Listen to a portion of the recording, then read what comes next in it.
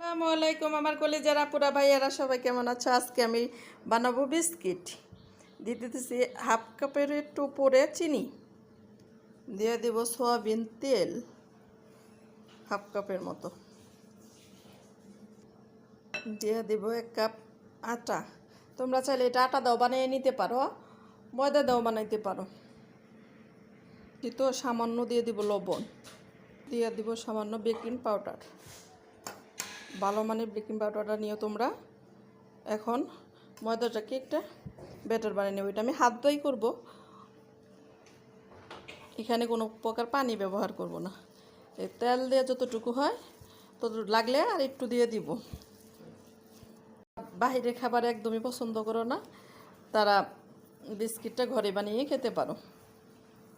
ডোগুলো বানানো হয়ে গেছে, 2টা ডো হবে। আমি অনেকগুলো বিস্কুট, আধা কেজি আটা দিছি, তোমরা চাইলে কম বেশি করে বানিয়ে নিতে পারো। এখন বিস্কুটগুলোকে বানিয়ে নিব। দেখো দিয়ে নিচ্ছি একটু ফ্রিতে। এখন বিস্কিটগুলোকে সুন্দর শেপ আকার করে নিব। শেপ আকার করে নিছি, এখন কেটে নিব পিস পিস করে। তোমরা চাইলে যে কোনো পিস পিস করে কেটে নিতে পারো। আমি যে এইভাবে কেটে নিচ্ছি বড় বড় করে।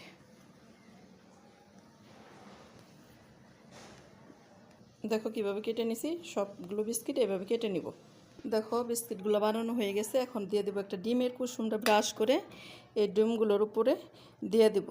যারা ডিমের স্মেল একদম পছন্দ করে না দিলে অপশনাল, কিন্তু আমার কাছে দিতে ভালো লাগে তাই দিয়ে দিচ্ছি। প্রত্যেকটা ডিমেই বিস্কিটে এভাবে ডিমগুলো ব্রাশ করে নেব, ডিমের কুসুমটা। দেখো ডিমটা ব্রাশ হয়ে গেছে। এখন দিয়ে দেবো তিল। তোমরা চাইলে এইভাবে প্রত্যেকটাতে তিল এভাবে দিয়ে দিতে পারো। তিলটা অপশনাল, তোমরা চাইলে এইভাবে খেতে পারো। আমার কাছে খেতে ভালো লাগে তাই আমি দিয়ে দিলাম। তিলগুলো দেওয়া হয়ে গেছে, এখন যাবো চুলায়। চলো দেখো চুলায় আমি পাতিল বসিয়ে দিছি, পুরো গরম হিট করে নিছি। তোমরা চাইলে এইভাবে বসিয়ে ঢেকে দিতে পারো। এটা বেক করব প্রায় 15 মিনিট। অবশ্যই ঢেকে দিবা। এই যে আমি ঢেকে দিলাম, 15 মিনিট পরে ফিরে আসছি। বিস্কিটগুলো কেমন হলো দেখো, বিস্কুটগুলো কালার এসে গেছে, বিস্কুটগুলো হয়ে গেছে। এখন চুলা থেকে নামিয়ে নেব।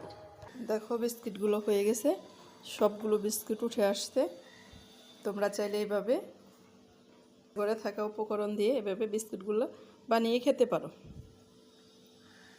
দেখো আমার রেসিপিটি যদি তোমাদের ভালো লাগে আমার পেজটা ফলো করো।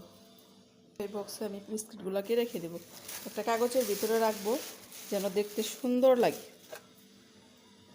দেখো একটা বক্সে বিস্কুটগুলোকে রেখে সারা মাস খেতে পারো। আমার রেসিপিটি যদি তোমাদের ভালো লাগে আমার ইউটিউব চ্যানেল, আমার পেজটা ফলো করে দিও প্লিজ।